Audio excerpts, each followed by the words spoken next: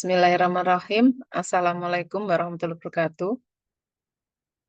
Waalaikumsalam warahmatullahi wabarakatuh. Ya, izinkan di sini saya akan menyampaikan terkait dengan topik intervensi keperawatan oral mukositis pada anak. Ini topik yang lagi tren dan baru mungkin ya. Kenapa ini saya masukkan di kuliah pakar keperawatan? Karena biasanya tanpa disadari para orang tua itu ketika mempunyai anak-anak yang sedang kanker, menderita kanker, itu tanpa disadari bahwa suatu tindakan kemoterapi atau kemoradiatif itu akan memunculkan suatu dampak, yaitu yang disebut dengan mukositis. Atau kalau orang awam mengatakan stomatitis gitu ya. Jadi itu otomatis biasanya akan muncul ketika anak itu sudah mulai dilakukan kemoterapi. Nah, baik. Nah, judulnya kenapa intervensi keperawatan? Ini juga sekalian pengetahuan nanti kepada anak-anakku semua ketika nanti merawat di bangsal anak ya. Ketika merawat di bangsal anak, kemudian merawat anak dengan pasca kemoterapi itu harus sudah siap-siap untuk membersihkan yang namanya mukus atau stomatitis pada mulut mulut pada anak-anak ya. Definisinya apa? Yaitu memberikan tindakan pemberian obat pada mukosa akibat dampak dari pemberian kemoterapi atau kemoradiasi. Di situ saya mengambil jurnal dari Ali et al. 2023. Jadi makalah ini saya ambil dari jurnal-jurnal internasional yang terbaru. Tujuan pembelajarannya yaitu setelah mempelajari pokok bahasan asuhan keperawatan ini, diharapkan anakku semua mampu memberikan terapi oral mukositis pada anak dengan benar. Kemudian capaian daripada pembelajaran ini yaitu menjelaskan apa yang dimaksud dengan oral mukositis, kemudian bagaimana patobiologi daripada mukositis, kemudian diagnosa keperawatannya apa, intervensi keperawatannya, kemudian luaran keperawatannya apa, kemudian prosedur tindakannya seperti apa, dan yang terakhir anak-anakku semua nanti bisa latihan soal ya, latihan soal. Nah,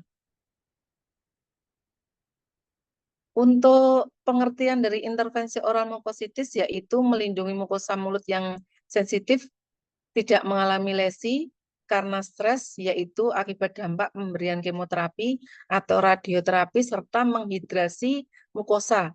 Jadi ketika dilakukan kemoterapi itu dimulai hari keempat atau hari kelima itu biasanya mukosa mulut anak itu sudah mulai kering gitu ya, mulai kering kemudian akan muncul suatu luka atau perlukaan atau cedera gitu ya. Patobiologinya oral mukositis yaitu lapisan epitel dasar pada mukosa mulut mengalami pergantian regenerasi yang sangat cepat sehingga rentan terjadi cedera radiasi, kematian sel dan ketidakmampuan mukosa mulut untuk sembuh di sini menyebabkan terjadinya mukositis mulut. Menurut Bell dan Kasih 2023. Nah, berikut adalah gambar patobiologi mukositis. Perhatikan anak-anakku semua ya. Ini untuk A, ini adalah gambar normal. Jadi kalau jaringan normal pada mulut itu seperti ini, masih utuh ya. Kemudian yang B ini sudah terjadi cedera ya.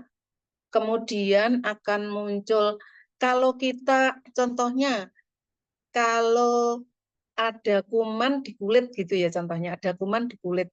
itu otomatis kita itu punya yang namanya imun di kulit.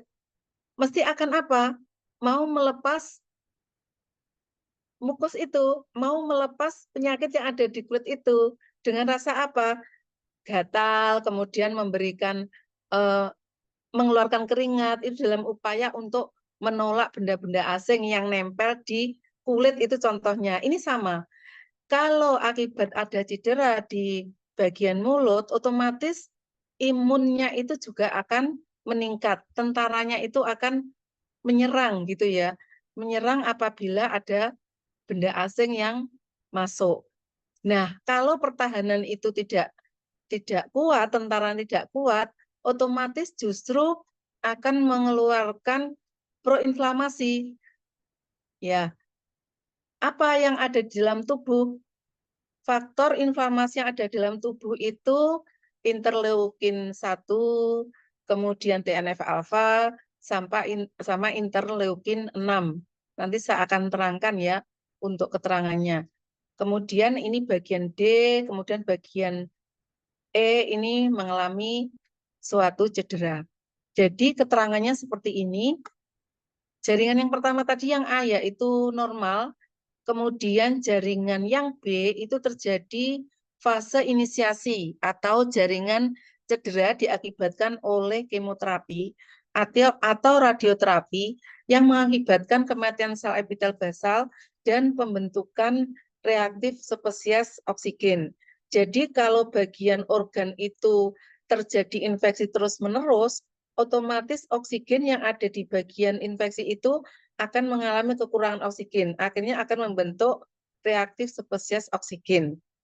Nah, untuk penyinyalan ya pensinyalan pada ROS menyebabkan kematian sel secara langsung dan meningkatkan regulasi jalur inflamasi atau proinflamasi meliputi TNF alfa, interleukin 1 beta, interleukin 6 meningkat.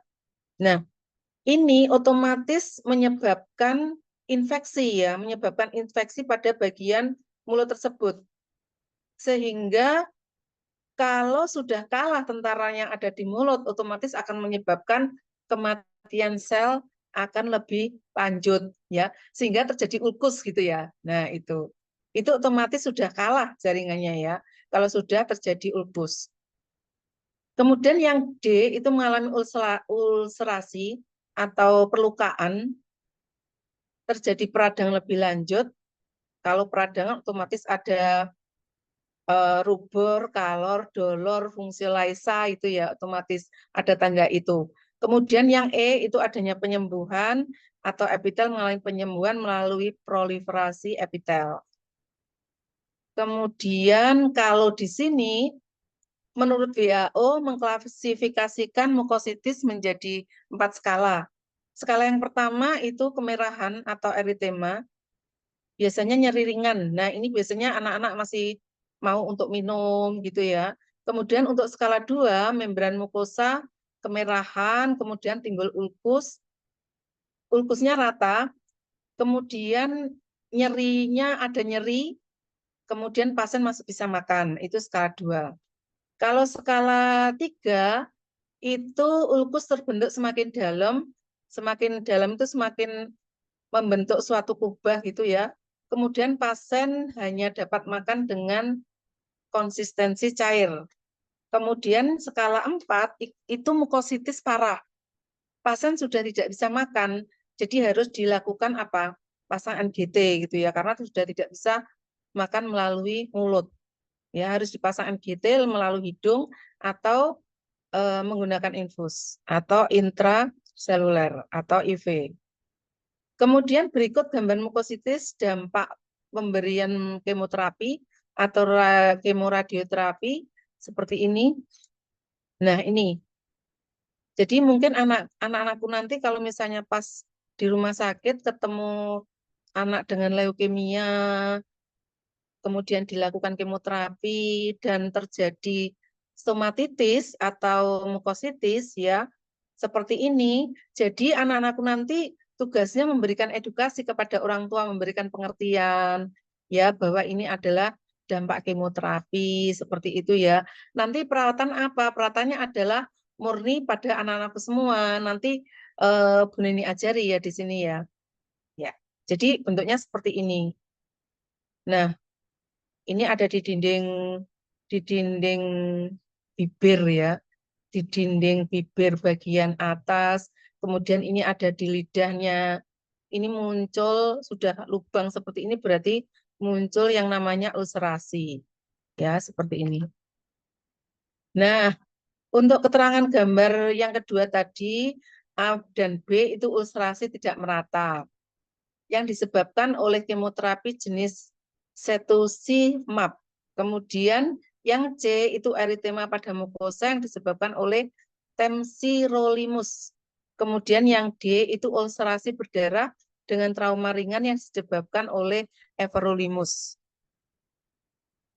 Nah, diagnosis keperawatannya apa yang muncul? Yang pertama tentunya defisit nutrisi. Ya, karena sudah muncul stomatitis yang sangat parah tadi kalau sudah tidak bisa makan ya, bisanya dalam bentuk cair ya. Kemudian adanya nyeri akut otomatis ya. Anak-anak biasanya rewel ya. Kalau sudah rewel ini orang tua biasanya panik. Ya, kita sebagai perawat harus memberikan rasa tenang ya, memberikan edukasi kepada orang tua. Kemudian gangguan integritas jaringan. Mesti ya, sangat jelas sekali. Intervensinya apa? Yang pertama yaitu memberikan manajemen nutrisi. Definisinya mengidentifikasi dan mengelola asupan nutrisi yang seimbang. Tindakannya ada observasi. Yang pertama yaitu identifikasi status nutrisi, identifikasi alergi dan intoleransi makanan, kemudian identifikasi makanan yang disukai. Jadi tidak harus makanan-makanan yang ada di rumah sakit itu anak harus mau enggak. Jadi kalau untuk stomatis kan tidak ada pantangan, yang penting itu lembut gitu ya, lembut kemudian bisa dicerna oleh anak gitu ya. Jadi prinsipnya apa yang disukai anak, misalnya biasanya kalau anak-anak stomatitis itu kalau maunya es krim tidak apa-apa es krim, justru es krim itu bagus ya. Nanti saya terangkan kenapa es krim kok bagus gitu ya. Jadi es krim itu ada susunya, kemudian sudah ada karbohidratnya. Justru susunya itu tinggi kandungannya. Karbohidratnya juga tinggi, proteinnya dari susu itu juga bagus. Kemudian untuk esnya sendiri itu yang membuat vasokonstriksi. Justru kalau pada anak-anak stomatitis diberikan es krim itu justru akan menciutkan vasokonstriksi atau pembuluh darahnya itu menjadi menyempit sehingga stomatitisnya itu tidak sakit ya, akibat di vasokonstriksikan. Jangan sampai kalau anak-anak itu stomatitis justru diberikan makanan hangat, itu akan vasodilatasi. Nah, itu akan membuat stomatitisnya itu justru tambah sakit gitu ya. Jadi identifikasi makanan-makanan apa yang disukai. Biasanya kalau es krim kan anak-anak sangat suka. Tidak apa-apa dikasihkan es krim, tidak apa-apa. Ya, karena tidak ada pantangan. Stomatitis itu diberikan es krim ya, tidak apa-apa. Kemudian identifikasi kebutuhan kalori dan jenis nutrien. Identifikasi perlunya penggunaan selang nasogastrik. Dan nanti kalau anak-anak sudah tidak mau es krim, tidak mau, baru diberikan selang nasogastrik. Tapi kalau bisa jangan ya, hindari selang nasogastrik karena anak-anak kalau sudah kena stomatitis, kena dampak dari kemoterapi, nanti kalau dipasang selang nasogastrik justru akan membuat luka baru lagi itu ya di saluran pencernaannya. Ya, kalau bisa kalau anak itu maunya es krim ya apa-apa digenjot es krimnya itu. Kemudian monitor asupan makanan, monitor berat badan. Biasanya kalau anak dengan stomatitis itu berat badannya langsung turun drastis gitu ya, biasanya seperti itu. Kemudian monitor hasil pemeriksaan lab. Biasanya kalau anak-anak dengan mukositis atau stomatitis itu LED-nya tinggi ya, laju endap darahnya sangat tinggi sekali. Itu diperhatikan aja pada hasil lab itu mesti LED-nya tinggi. Kemudian yang kedua, Yang manajemen nutrisi terapeutik yaitu lakukan oral hygiene sebelum makan jika perlu.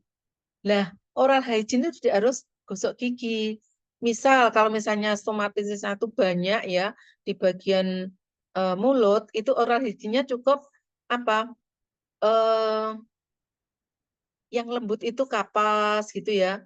Kemudian dikasih sudip lidah, dikasih kapas yang lembut, kemudian dikasih betadin kumur. Itu bisa juga dipakai untuk membersihkan mukositisnya. Kemudian fasilitasi menentukan pedoman diet, sajikan makan secara menarik dan suhu yang sesuai. Kalau bisa cenderung ke dingin ya kalau sudah stomatitis ya. Kemudian berikan makanan tinggi serat untuk mencegah konstipasi. Kemudian berikan makanan tinggi kalori dan tinggi protein. Kenapa kok tinggi protein? Karena ada infeksi itu ya. Karena ada infeksi, ada proinflamasi itu tadi ya. Jadi dengan adanya infeksi itu proteinnya harus ditinggikan. Berikan suplemen makanan jika perlu, kemudian hentikan makanan melalui selang nasogastrik jika asupan oral dapat ditoleransi. Jadi kalau bisa dihindari tidak menggunakan selang nasogastrik. Kemudian edukasi, anjurkan posisi duduk jika perlu, ya. Kemudian anjurkan diet yang diprogramkan. Biasanya anak-anak dengan stomatitis atau mukolitis itu dia tidak bisa tidur ya.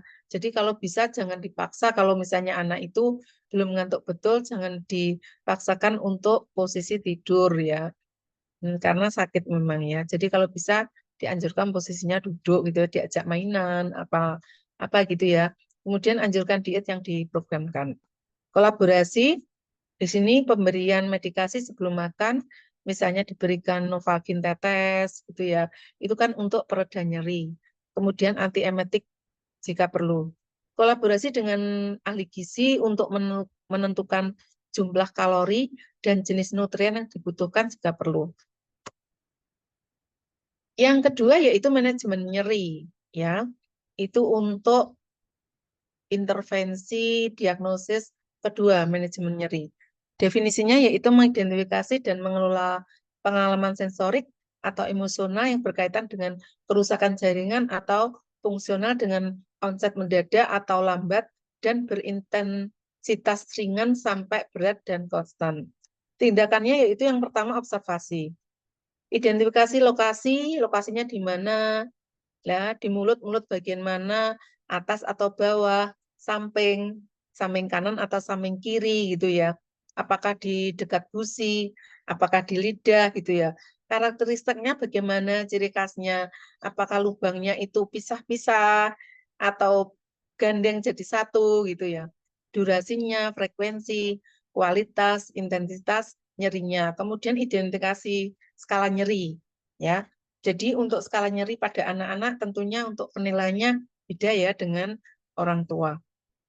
Kemudian yang dia identifikasi faktor yang memperberat dan memperingan nyeri, apa misalnya anak-anak itu biasanya kalau sudah stomatitis atau mukositis itu anaknya rewel. Jadi sukanya gendong gitu ya. Nah, itu biasanya kalau dia merasa memperingan digendong nyerinya hilang, berarti ya minta gendong terus, biasanya gitu ya anak-anak. Kemudian identifikasi pengetahuan dan keyakinan tentang nyeri, ini terutama tentang, pada orang tuanya. Kemudian identifikasi pengaruh budaya terhadap respon nyeri ya. Jadi biasanya ada budaya-budaya tertentu kalau misalnya ngemut es, stomatitis ngemut es saja gitu ya, budayanya ngemut es gitu. Enggak apa-apa, memang kalau rasionalnya ngemut es itu vasokonstriksi, enggak apa-apa gitu ya, seperti itu. Identifikasi pengaruh nyeri pada kualitas hidupnya. Kemudian monitor keberhasilan terapi komplementer yang sudah diberikan. Kemudian monitor efek samping penggunaan analgesik. Kalau pada anak-anak biasanya kayak paracetamol sirup gitu ya, Novalgin tetes gitu. Kemudian untuk terapeutik, berikan teknik non-farmakologis untuk mengurangi nyeri, misalnya itu transcute electric nervous stimulasi. Jadi ini memberikan semacam pereda nyeri melalui aliran listrik ya kalau TEN itu ya. Jadi dialirkan listrik di bagian nyerinya, kemudian sama tulang punggung belakang. Karena tulang punggung belakang itu sebagai sumber daripada nervus. Dengan seperti itu akhirnya akan berkurang nyerinya. Kemudian bisa juga menggunakan hipnosis, akupressor, terapi musik. Jadi kalau misalnya anak-anak dengan mukositis, itu terapi musik bagus ya. Anak-anak biar tidak rewel, misalnya disetelkan lagu-lagu apa ya, lagu-lagu anak-anak gitu ya. Kemudian biofeedback, terapi pijat, aromaterapi, teknik imajinasi terbimbing, kompres hangat, kompres dingin, terapi bermain gitu ya. Kemudian kontrol lingkungan yang memperberat rasa nyeri, misalnya suhu ruangan. Jadi kalau bisa suhu ruangan ketika anak tidur itu jangan yang panas atau hangat ya. Jadi kalau bisa yang sejuk. Kalau anak-anak ya, pencahayaannya juga tidak boleh terlalu terang, harus redup gitu ya. Tidak boleh terlalu bising. Itu anak-anak tidurnya mesti nyenyak. Tidak hanya anak-anak, kita aja juga gitu ya. Kemudian fasilitasi istirahat dan tidur, pertimbangkan jenis dan sumber nyeri dalam pemilihan strategi meredakan nyeri. Tentunya yang hafal ini adalah perat-perat, calon perat ini semua ya, anak-anakku semua ya. Kemudian edukasinya, jelaskan penyebabnya apa, periode, dan pemicu nyerinya.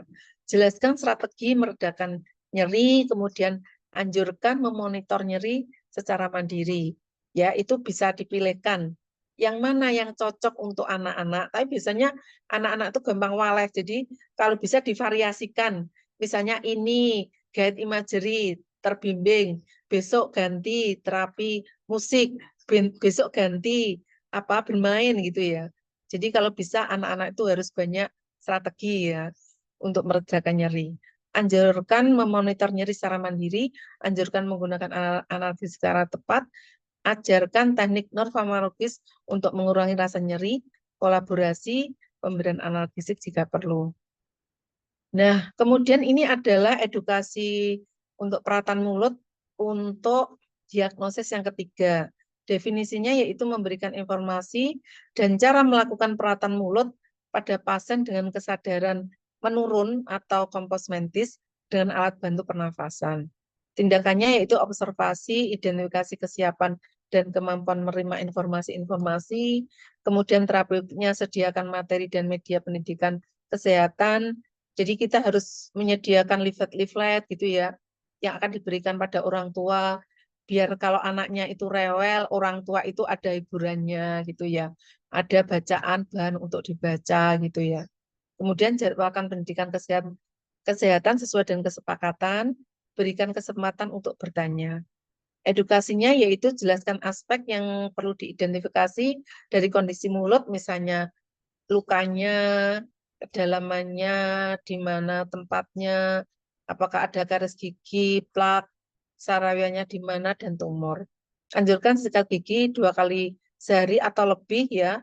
Kalau memang itu mukositis atau stomatitisnya sangat parah, itu harus lebih dari 2 kali sehari. Tapi nanti ada dari ahli pakarnya kanker ya, itu ada tip-tip tersendiri ya untuk perawatan mukositis akibat dampak dari kemoterapi. Anjurkan menghindari merawat mulut dengan sikat gigi jika mengalami trombositopenia. Ajarkan memilih sikat gigi yang lembut sesuai dengan kondisi. Ajarkan cara menyikat gigi dari arah gusi ke atas pada masing-masing gigi atas dan bawah. Ajarkan penggunaan cairan antiseptik chlorhexidin atau betadine dalam perawatan mulut. Maksudnya ini betadine kumur ya, bukan betadine untuk rawat luka. Ajarkan cara memantau kebersihan mulut, lidah, dan gusi. Keluarannya yaitu status nutrisi membaik, nyeri menurun, kemudian kerusakan jaringan juga menurun. Nah, ini ada standar dari Multinational Association of Support Care in Cancer atau International Society of Oral Oncology atau ISO. Di sini ada prinsip prosedur untuk mencegah infeksi mulut dan mengurangi ketidaknyamanan pada anak. Yang pertama yaitu pembersihan mulut dengan meningkatkan frekuensi gosok gigi dengan sikat gigi yang lembut. Jadi bukan sikat gigi yang ada anak-anak khusus untuk sikat gigi standar untuk mukositis itu ada ya. Jadi bukan sikat gigi biasa itu. Jadi lembut hampir seperti bulu gitu ya. Itu untuk sikat giginya para mukositis. Dan mengganti sikat gigi secara teratur menggunakan pasta gigi fluoride gel atau Thanos fluoride 0,4%. Kemudian pembiasaan mulut anti-inflamasi dengan membilas rongga mulut dengan obat kumur non-alkohol atau obat kumur dengan garam atau obat kumur dengan natrium bikarbonat atau kombinasi natrium bikarbonat dengan air garam atau benzidamin dianjurkan setiap 4 jam sekali. Ini bisa juga dipakai untuk yang sedang puasa biar bau mulutnya itu harum itu ya. Bisa dengan ini nabik plus air garam atau air garam. Itu akan mencegah bau mulut ya. Kemudian ini dianjurkan setiap 4 jam sekali. Kemudian hidrasi dan pelumasan mulut, menghindari makanan terlalu asam ya. Jadi pada pasien stomatitis atau mukositis akibat dampak kemoterapi itu tidak boleh minum minuman terlalu asam, terlalu dingin, panas, dan soft drink. Itu harus dihindari. Kemudian mengunyah permen karet untuk merangsang produksi air liur supaya mulut tidak kering. Nah, makanya kenapa kok biasanya para pevoli itu biasanya pada waktu main dia mengunyah apa? Permen karet ya, supaya dia tidak haus. Ya, kemudian mengurangi sukrosa atau gula. Untuk diet, menghindari makanan yang mengiritasi mukosa mulut dan beresiko cedera saat mengunyah seperti makanan pedas, tajam, dan keras. Tidak boleh ya untuk makan pedas. Jadi kalau kita punya stomatitis itu tidak boleh terlalu pedas. Tajam itu kayak kerupuk itu kan tajam. Rempeyek itu juga tajam, tidak boleh. Itu justru akan membuat cedera. Dan keras, ya, tidak boleh. Obat analgesik di sini diberikan morfin 0,2% topikal untuk mengatasi nyeri. Obat tumor ajaib yang mengandung anestesi, antasida, difenhidramin, steroid, dan antimiktotik. Terapi laser dosis rendah, jadi pada anak-anak yang terkena mukositis yang berat itu biasanya harus dilakukan terapi laser. Ya, terapi laser dengan dosis rendah intraoral, jadi dimasukkan di mulut gitu ya untuk mengurangi keparahan mukositis. Krioterapi, tadi Bu Neni menyampaikan kenapa atau pada anak-anak dengan mukositis itu bisa diberikan es krim gitu ya. Atau anak-anakku sekarang yang sedang stomatitis lagi puasa mesti sudah tidak tahan ini ya. Itu diberikan krioterapi. Krioterapi apa? Disuruh ngemut es ya, penempatan sumber dingin di rongga mulut dengan menggunakan es atau air dingin selama pemberian kemoterapi. Kemudian kondisi mukosa mulut yang dingin menginduksikan vasokonstriksi, mencegah masuknya obat sitotoksik ke dalam jaringan mulut dan mencegah mukositis mulut. Krioterapi dilakukan selama 30 menit.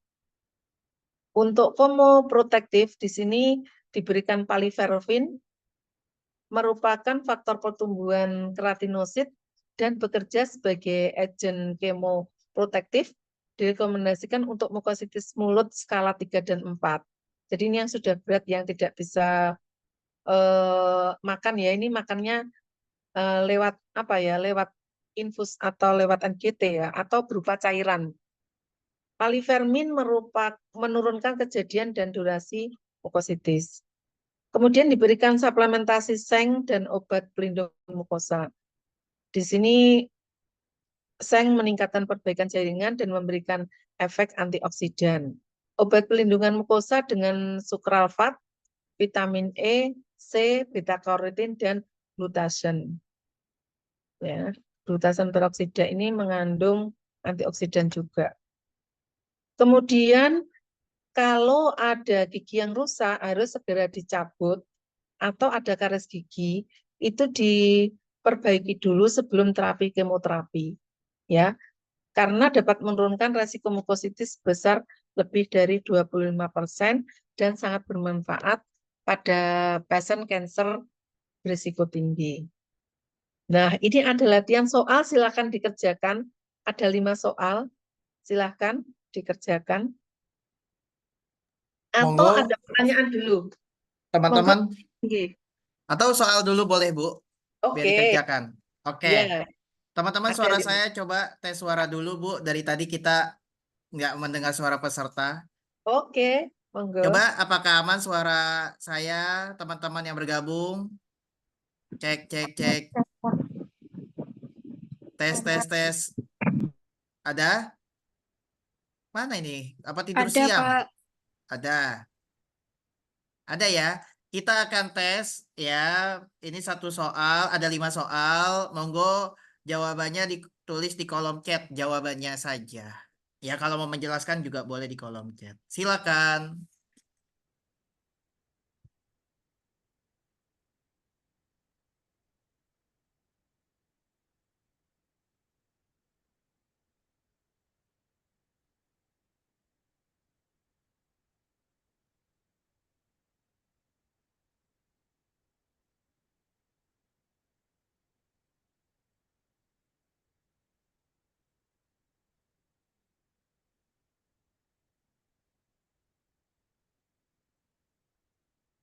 Nanti kalau keluar soal seperti ini di kampus, teman-teman sudah bisa ya.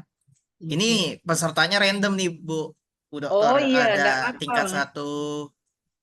Iya. Nanti sekalian ini, Mas, promosi untuk bimbel ini, Mas. Hmm, Iya. Nanti biar bergabung di MCU, Mas Randy. kayaknya masih jauh ini Bu. Masih tingkat 1. Oke, ayo jawabannya apa? Coba tulis di kolom chat. Atau boleh menyalakan mikrofon, kenal dari kampus mana. Ayo, Iya. ayo, silakan. Kak Dani, Kak Citra, A, Kak Selvi, A. Ada lagi? Kita harus terbiasa menjawab sesuatu, ya teman-teman, agar mental kita udah terbangun, Iya. ya. Kalau kita biasa diam, sampai nanti pun kita akan terus diam. Ada A, ada B, ada B. Jawab, ayo. Salah tuh nggak masalah. Kita hidup tuh harus ada salah. Iya, Harus ada betul. salah. Proses belajar itu, Mas. Mm-mm. Ada dari Lo Sumawe, jawab B. Hmm. B. Oke, jawabannya banyak yang B, Bu. Monggo, Bu Dokter. Jawabannya apa Ya, nih kita soal oke. pertama? Terima kasih. Ini sekalian latihan ya. Jadi kalau membaca soal, kalau mengikuti materi bunyi dari atas tadi, tentunya langsung bisa menjawab ya. Untuk kata kuncinya di situ kan anaknya mulutnya sakit untuk mengunyah ya, berarti anaknya kesakitan ya atau nyeri. Anak kan enggak bisa atau ngomong nyeri gitu kan enggak bisa ya, mesti sakit ya, sakit. Kemudian hasil pemeriksaan dari perawat ditemukan kemerahan dan adanya ulkus. Oh, itu ya di mulut kanan dan kiri. Kemudian suhunya 37 mengarah ke infeksi ya, 37,8 itu sudah panas biasanya pada anak ya. Ada rumor, tumor, kalor, dolor, fungsiolisa ya. Di situ apalagi ada skala nyeri 8 ya. Apakah masalah utama pada kasus tersebut? Jelas sekali berarti apa? Kalau ada skala nyeri berarti B. B. Selamat buat teman-teman yang benar. Coba yang benar tepuk tangan di kolom chat. Ini puasa jangan Iya. lesu ini. Ya, kita Iya. nggak tahu loh ikhtiar yang bikin kita sukses tuh di bagian mana. Bisa jadi gara-gara kuliah pakar ini. Ya. Amin, amin ya Rafael, amin. Nggih. Oke, Ya. lanjut Bu. Nanti akan ingat kok Mas, kalau sukses pada Mas Randy mesti ingat kok. Amin, amin ya Allah. Monggo, Iya. Bu Dokter, kita lanjut. Nggih, lanjut. Sekarang nomor 2. Ini dia, ya. Soal nomor 2, teman-teman yang tadi tidak menjawab, nyesel pasti itu, ya. Soal nomor 2, silakan dijawab.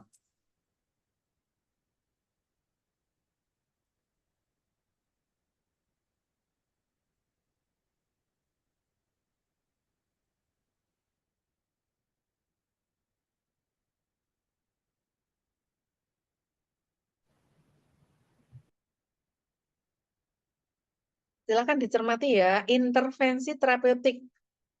Nah, tadi kan tindakannya ada terapeutik, kemudian ada edukasi, ada kolaborasi. Itu harus tahu trik-triknya ya, harus tahu mana yang masuk ke terapeutik, mana yang masuk kolaborasi, mana yang masuk edukasi. Tadi sudah diterangkan semua sama Bu Neni di atas. Ini banyak yang menjawab C, Ibu. Wih. Oke. Monggo, Bu. Iya, Nomor 2 banyak yang ya, menjawab C. Kira-kira benar ya, tidak? iya. Jadi kata kuncinya di situ apa? Jelas sekali di situ kan anaknya kan badannya turun terus, otomatis masalah apa? Nutrisi. Coba dicek nanti ya di materi atas. Kalau berat badannya terus menurun, badan lemah, mulut sakit digunakan untuk makan setelah mendapatkan kemoterapi hari kelima. Hasil pemeriksaan ada stomatitis di mukosa mulut. Berat badan dari 12 kilo turun menjadi 9 kilo. Diagnosis keperluan defisit nutrisi. Perhatikan, apakah intervensi terapeutik? Intervensi terapeutik, ya. Jawabannya adalah A. Sajikan makanan yang menarik dan suhu yang sesuai. Kalau ajarkan itu edukasi. Kalau kolaborasi itu berarti kolaborasi. Boleh enggak kita independen untuk membuat suatu intervensi? Boleh dong. Perawat kan boleh. Itu kan tugasnya perawat. Kemudian kolaborasi dengan dokter. Anjurkan duduk saat makan. Itu edukasi. Berarti kalau jawaban intervensi terapeutik apa? Hanya A saja. Gitu. Ya, Nggak masalah ya kalau enggak salah masalah. sekarang. Ya. Enggak apa-apa, enggak masalah. Proses belajar kok. Sekarang salah enggak apa-apa. Yang penting nanti ke depannya nanti ngikuti terus MCU ya. MCU kan programnya luar biasa. Diajak Siap. temannya semua, diajak teman-temannya. Tingkat 1, 3 boleh, 1, 2, 3 boleh. Kalau kuliah pakar itu. Iya. Iya. Oke, kita lanjut, Bu Dokter. Monggo. Oke. Wih, ini Sekarang dia nomor 3. nomor Nah, 3. Ayo. Seharusnya oke. kalau tadi mengikuti kuliah pakarnya menjawab seperti ini mudah ya? Iya, mudah sekali. Itu ada semua kok jawabannya di atas tadi.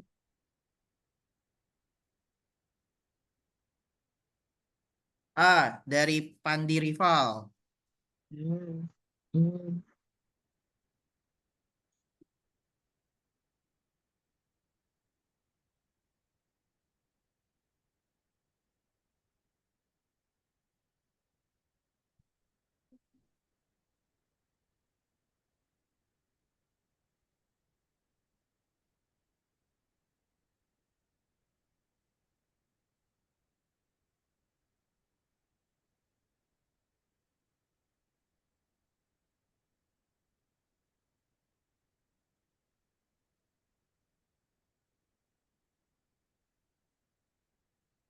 Banyak yang A, Ibu ini.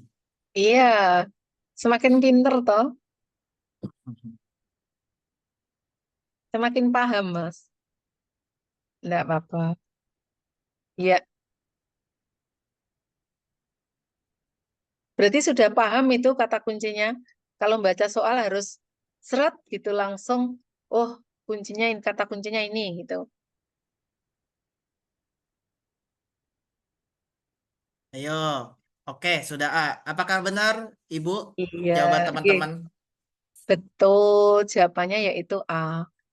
Jadi kata kuncinya itu keluhannya makan sakit, badannya kurus, Walaupun dia makan, tapi kesakitan otomatis kan nggak bisa makan. Badannya kurus, hasil pemeriksaan berat badannya 8 kilo. Padahal usianya 16 tahun, berarti sangat kurang sekali. Ya, jawabannya A. Keren, keren, Lanjut ya. keren. Lanjut. Ye, semakin pinter ya, Mas.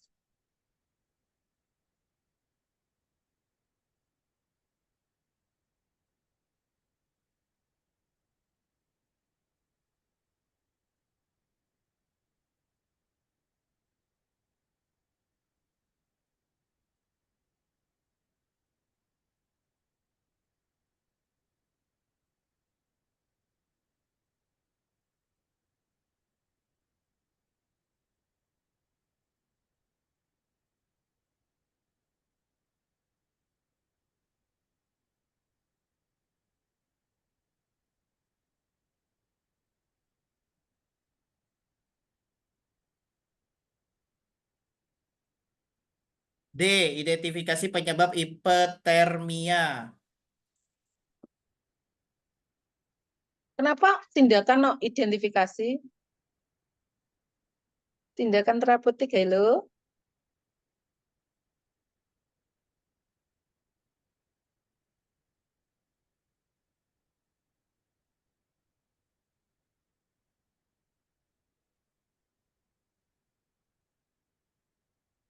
Kompres dingin. Ini ada yang jawab A, ada yang jawab D. Ya.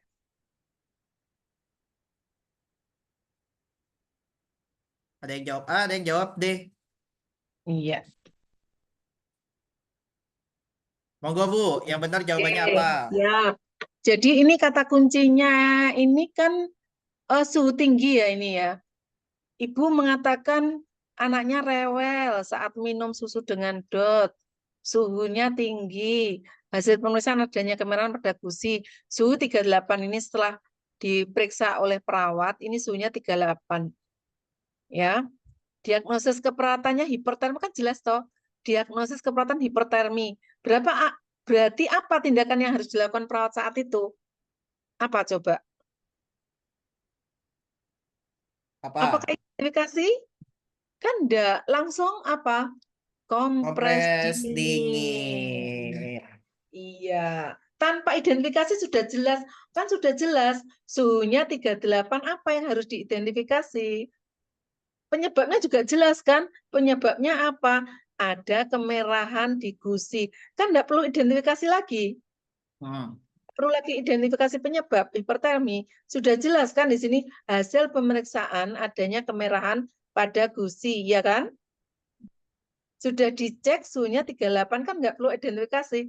Langsung tindakan terapeutiknya apa? Diagnosis juga sudah jelas. Tindakan terapeutiknya langsung kompres dingin.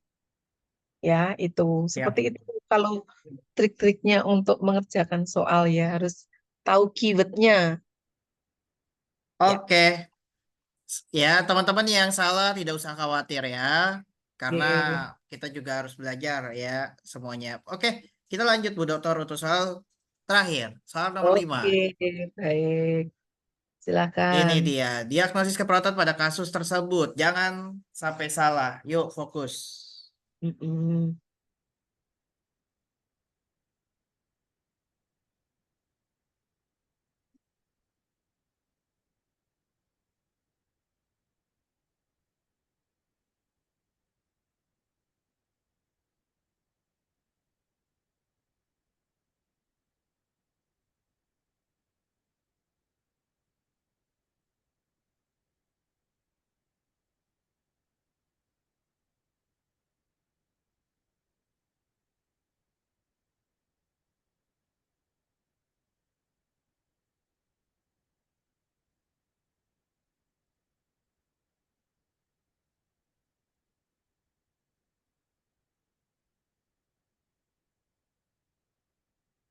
Banyak yang menjawab A.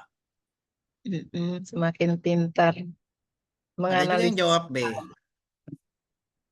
Ada yang jawab C. Ayo, teman-teman, jangan sampai tidak menjawab. Ini ilmunya luar biasa Ya, ini. Oke. Dari atas sudah saya kasih kunci-kuncinya ya. Kalau jawab nyeri berarti harus ada skala nyerinya. Kalau menjawab defisit nutrisi harus ada penurunan berat badannya. Itu kata kuncinya harus dipegang.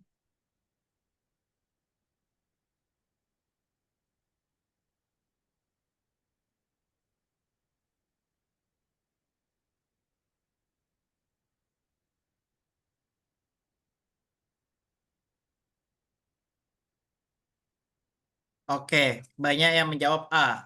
Jawabannya apa ini Bu Oke. Dokter? Beraneka Iya, ragam ini. betul, pinter.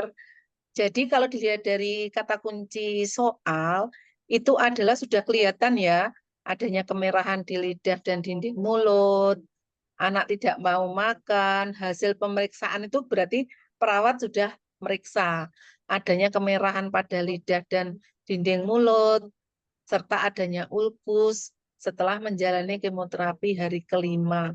Diagnosis keperawatannya adalah A. Resiko gangguan integritas jaringan, ya, itu. Kenapa enggak menjawab defisit nutrisi? Ya, karena tidak ada penurunan berat badan di data. Di soal enggak ada. Kemudian kenapa enggak menjawab nyeri akut? Karena di situ enggak ada skala nyerinya. Di soal kan enggak ada skala nyerinya. Ya, perdarahan Hmm. lidah dan gusi itu sudah ada tandanya di situ enggak ada perdarahan lidah dan gusi. Kemudian resiko cedera kan sudah jelas kalau itu ada cedera gitu, nggak usah dijawab sudah cedera gitu ya. Jadi jawaban yang benar adalah yang A. Oke, selamat buat teman-teman yang sudah benar. Oke. Oke, Ya, ada poin setelah slide ini Bu Dokter? iya. Ini untuk kunci jawabannya ya. Jawaban. Kunci. Siap.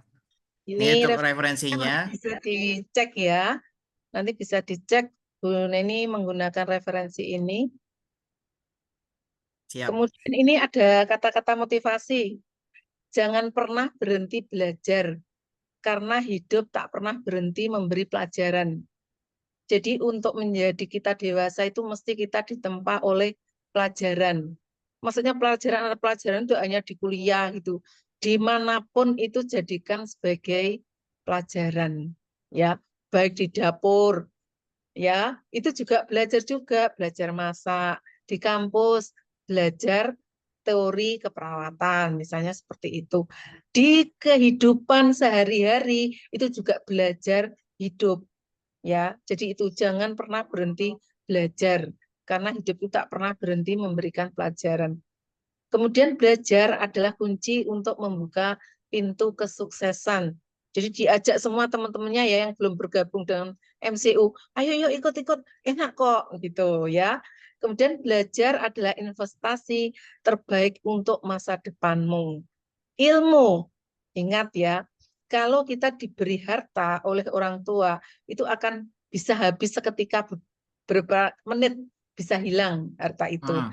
Tapi kalau pendidikan tidak akan pernah, justru itu akan menjadi investasi masa depanmu.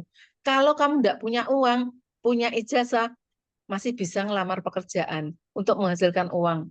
Coba kamu sudah tidak kuliah, sudah tidak pinter, tidak bergabung dengan MCU untuk menjadi pinter, tidak dapat ilmu, ya coba diberikan harta sama orang tuamu, kamu tidak sekolah, tiba-tiba kena apa? Kena banjir, hilang. Ya sudah, ya akhirnya jadi apa? Bambung, biasanya gitu. Tapi kalau berbekal ilmu, itu dengan punya ijazah, mesti dimanapun, baik di dalam negeri, di luar negeri, apalagi perawat sekarang banyak sekali laku di luar negeri ya, karya wisata itu banyak juga yang kuliah gratis di Jepang kayak gitu ya. Jadi nanti bisa loh, Mas Randy juga membuka Kak peluang-peluang eh, kerja di luar negeri itu mungkin ya. Hmm. Ya, itu. Nggih. Terima Oke, kasih. siap. Terima kasih Bu Dokter atas ilmunya di siang hari ini. Semoga apa yang Sama-sama. disampaikan sangat bermanfaat tentunya untuk kita semua, termasuk saya dan teman-teman yang hadir, dan menjadikan ladang pahala untuk Bu Dokter yang mau memberikan ilmunya kepada kami. Ye. Oke, Semoga sehat selalu. Ye, amin. Ye. Oke, teman-teman, biar tidak mubazir ya, kita belajarnya, kita ada sesi. Teman-teman boleh screenshot dulu kalimat motivasinya. Jangan lupa ya, tag IG MCU nih, ada tuh mcu.kompeten di bawah ya. Di screenshot, terus tag IG mcu.kompeten gitu ya. Kita ada sesi foto bersama. Monggo, Bu Dokter boleh kita stop share dulu sebelum Iya, ini. iya, iya. Karena Oke, baik. puasa ya. Kita biar dapat pahalanya ya. Teman-teman dinyalakan kameranya. Nanti Kak Randy yang fotokan. Sekali lagi paling kalau motivasi dari saya, kita nggak pernah tahu langkah sukses kita tuh ada di bagian mana dan tanggal berapa, hari apa. Ya kita nggak pernah tahu beneran.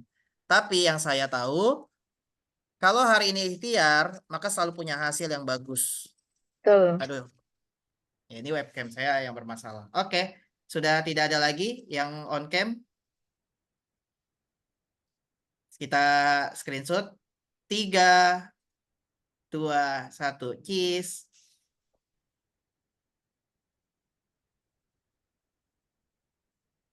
Oke, cukup ya. Baik, teman-teman sudah boleh mengucapkan terima kasih kepada Bu Dr. Reni. Kita nanti lanjut kuliah pakar di episode berikutnya. Silakan boleh disampaikan. Terima kasih, Dokter. Ye, sama-sama. Terima kasih, Bu Sukses Dokter. selalu ya. Semoga ilmunya barokah. Terima kasih dokter. Ye, sama-sama. Ye. Izin lip ya. Sukses selalu. Amin. Terima kasih ya Ibu. Ye, sami-sami.